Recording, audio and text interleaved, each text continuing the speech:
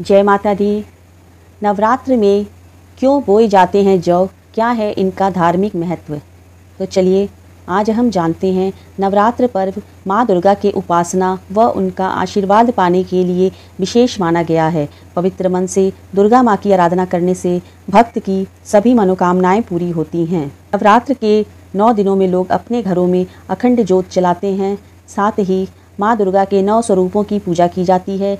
नवरात्र में कलश स्थापना और ज्वारे यानी जौ का बहुत अधिक महत्व होता है। नवरात्र के पहले दिन घट स्थापना यानी कलश स्थापना की जाती है।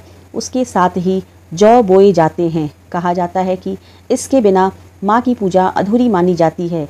कलश स्थापना के साथ ही जौ बोने की परंपरा बहुत पहले से चली आ रही है। जौ को भगवान ब्रह्मा का प्रतीक माना जाता है। पौराणिक मान्यताओं के अनुसार जब ब्रह्मा जी ने इस सृष्टि की रचना की थी तो वनस्पतियों में जौ फसल सबसे पहले विकसित हुई थी। ये नवरात्र के पहले दिन घट स्थापना के समय जौ की सबसे पहले पूजा की जाती है और उसे कलश में भी स्थापित किया जाता है। सृष्टि की पहली फसल होने के नाते जब भी देवी देवताओं का पूजन या हवन किया जाता है तो उन्हें जौ ज़रूर अर्पित किए जाते हैं। ये भी कहा जाता है कि जौ अन्न यानी ब्रह्मा के समान है और अन्न का हमेशा सम्मान करना चाहिए, इसलिए पूजा में जौ का इस्तेमाल किया जाता है। नवरात्र में कलश स्थापना के दौरान बोए गए जौ 2-3 दिन में ही अंकुरित हो जाते हैं। यदि ये न उगे तो भविष्य में आपके लिए अच्छे संकेत नहीं होते हैं। ऐसी मान्यता है कि 2-3 दिन बाद भी अंकुरित ही होते हैं तो इसका मतलब ये है कि आपको कड़ी मेहनत के बाद ही उसका फल मिलेगा। इसके अलावा यदि जौ 2-3 दिन के अंदर उग आते हैं लेकिन उनका रंग नीचे से आधा पीला और ऊपर से आधा हरा हो, इसका मतलब आने वाले साल का आधा समय आपके लिए ठीक रहेगा, लेकिन बाद में आपको परेशानियों का सामना करना पड़ सकता है। यदि आपका बोया हुआ जौ सफ़ेद या हरे रंग में उगता है तो ये बहुत ही शुभ संकेत माना जाता है। इसका मतलब ये होता है कि आपके द्वारा की गई पूजा सफल हुई है। आने वाला पूरा साल आपके लिए खुशियों भरा होता है। संकेत ये भी माना जाता है कि नवरात्र के 2 या 3 दिन जौ के रूप में अंकुरित होके जो जौ निकलता है वो साक्षात माता रानी दर्शन देती हैं, यह भी माना जाता है। रात्रि में कलश और घट स्थापना के साथ ही एक घट में ज्वारे अर्थात जौ या गेहूँ बोए जाते हैं। ये माँ दुर्गा को बहुत पसंद है। इसका क्या रहस्य है, इसके बारे में चलिए जानते हैं। नवरात्रि में कलश के सामने एक मिट्टी के पात्र में मिट्टी में जौ या गेहूँ को बोया जाता है और इसका भी पूजन किया जाता है। बाद में 9 दिनों के बाद जब ज्वारे उग जाते हैं तो उसके बाद उनका नदी में विसर्जन किया जाता है। ज्वारे को जयंती और अन्नपूर्णा देवी माना जाता है। माता के साथ जयंती और अन्नपूर्णा देवी की भी पूजा ज़रूरी होती है। मान्यता है कि ज्वारे के रूप में माता रानी साक्षात दर्शन देती हैं, इसलिए भी ज्वारे बोए जाते हैं। मान्यता है कि सृष्टि के प्रारंभ में सबसे पहली फसल जौ ही है। इसे पूर्ण फसल भी कहा जाता है। जौ या गेहूँ अन्न है और हिंदू शास्त्रों में अन्न को ब्रह्मा माना जाता है, इसलिए भी नवरात्रि में इसकी पूजा की जाती है। जब भी देवी या देवताओं का हवन किया जाता है तो उसमें भी जौ का बहुत महत्व होता है। जौ बोने से वर्षा, फसल और व्यक्ति के भविष्य का अनुमान भी लगाया जाता है। कहते हैं कि जौ उचित आकार और लंबाई में नहीं उगे तो उस वर्ष कम वर्षा होती है और फसल भी कम होती है, इसे भविष्य पर असर पड़ता है। बोए गए जौ के रंग से भी शुभ अशुभ संकेत मिलते हैं। मान्यता है कि यदि जौ के ऊपर का हिस्सा आधा हरा हो और नीचे से आधा हिस्सा पीला हो तो इसका आशय यह है कि आने वाले साल में आधा समय अच्छा होगा और आधा समय कठिनाइयों से भरा होता है। यदि जौ का रंग हरा हो या फिर सफ़ेद हो गया हो तो इसका अर्थ होता है आने वाला साल काफ़ी शुभ और काफ़ी अच्छा रहेगा। यही नहीं, देवी भगवती की कृपा से आपके जीवन में अपार खुशियाँ और समृद्धि का वास होता है। कहते हैं कि नवरात्रि में बोई गई जौ जितनी बढ़ती है उतनी ही माता रानी की कृपा बरसती है। इससे व्यक्ति के घर में सुख समृद्धि भी बनी रहने का संकेत मिलता है। मान्यता है कि यदि जौ के अंकुर 2 से 3 दिन में आते हैं तो ये बेहद शुभ माने जाते हैं और यदि जौ नवरात्रि समाप्त होने तक जौ न उगे तो यह अच्छा नहीं माना जाता है। हालांकि कई बार ऐसा भी होता है कि यदि आपने उचित तरीके से जौ नहीं बोए हैं तो भी जौ नहीं उगता है। ऐसे में ध्यान रखें, जौ को अच्छे से बोएं, सही तरीके से बोएं, स्वच्छता से बोएं और श्रद्धा भाव से बोएं, भाव से बोएं कि साक्षात इसमें माता रानी का प्रादुर्भाव होगा, तो यकीन रखिए आपके भी ज्वारे बहुत ही सुंदर और हरे भरे अंकुरित होकर 2 से 3 दिन के अंदर में उग के आएंगे और पूरे वर्ष माता रानी माँ भगवती की कृपा से आपके जीवन में अपार खुशियाँ और समृद्धि लेके आएंगी। तो जौ कैसे बोया जाता है सही विधि के लिए चलिए हम देखते हैं। सबसे पहले एक मिट्टी का पात्र लेंगे, उसको रात भर भिगो कर रख देंगे और सुबह अच्छे से धुल कर सुखा कर पोंछ कर उसको सुखा लेंगे। ये हम साफ़ बालू छलनी से छान कर रख लेंगे और जौ को साफ़ कर लेंगे। आपको जितना जौ बोना है ये अष्टदल कमल बना लेंगे जहाँ पे हमको जौ स्थापित करना है।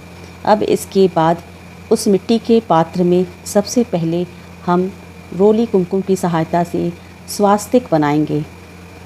माता रानी का स्मरण करेंगे, गणेश जी का स्मरण करेंगे और स्वास्तिक का चिन्ह बनाएंगे ताकि हमारी पूजा में कोई भी विघ्न बाधा ना आए और हमारी यह 9 दिवसीय नवरात्रि की पूजा निर्विघ्नता पूर्वक संपन्न हो और हमारे पूरे घर परिवार को माता रानी का आशीर्वाद मिले और जो भी हमारी कामना है वो सब संपन्न हो, सुख समृद्धि का वास हो, घर से जो भी नकारात्मक शक्तियाँ हैं वो सबों का मेरे घर से नकारात्मक शक्तियाँ जो भी हैं उन सबों का प्रवेश बंद हो जाए और सकारात्मक ऊर्जा का प्रवेश हो।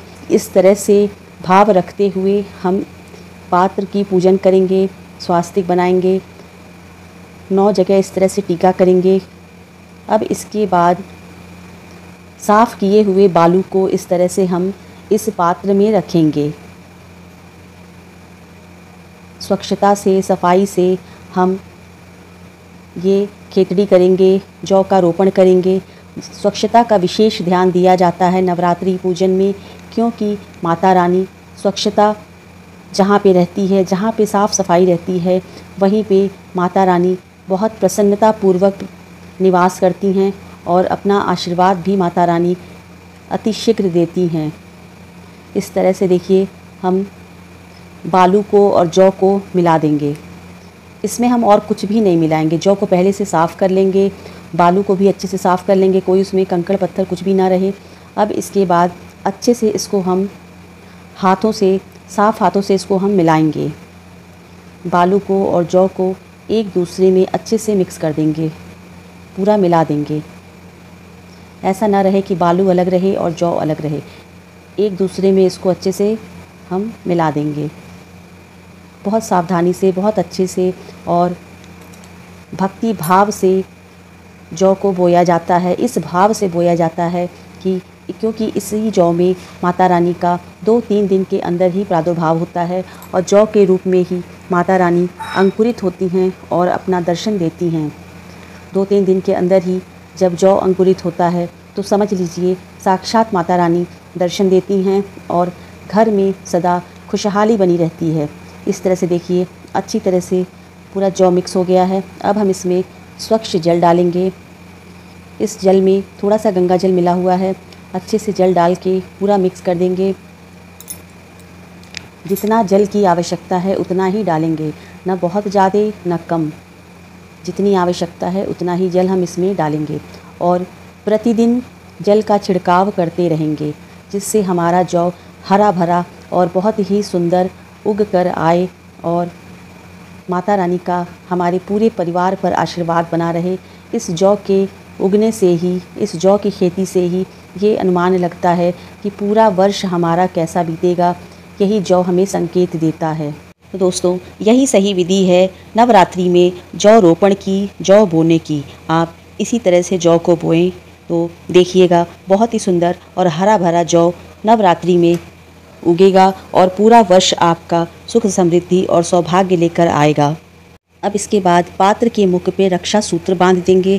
आप चाहें तो लाल रंग का कपड़ा भी चारों तरफ से लपेट सकते हैं। उसके बाद पूजन करने के लिए अष्टदल कमल बनाकर ही उसके ऊपर जौ के पात्र को स्थापित करना चाहिए। चाहे वो कलश स्थापना हो, चाहे जौ की स्थापना हो, चाहे मूर्ति की स्थापना हो माता रानी की, या फिर अखंड ज्योत की स्थापना करनी हो, आप अष्टदल कमल ज़रूर बनाइएगा। तो देखिए हमने अष्टदल कमल बना लिया है। अब हम इसी पे इस जौ के पात्र को स्थापित करेंगे। और तो इस तरह से जब आप जौ को बोएंगे तो इसी तरह से सुंदर हरा भरा आपका भी जौ नवरात्रि में उगेगा। उम्मीद करती हूँ कि आपको ये विधि जौ रोपण की समझ में आ गई होगी। तो प्रेम से बोलिए जयकारा शेरा वालिदा बोल साचे दरबार की जय।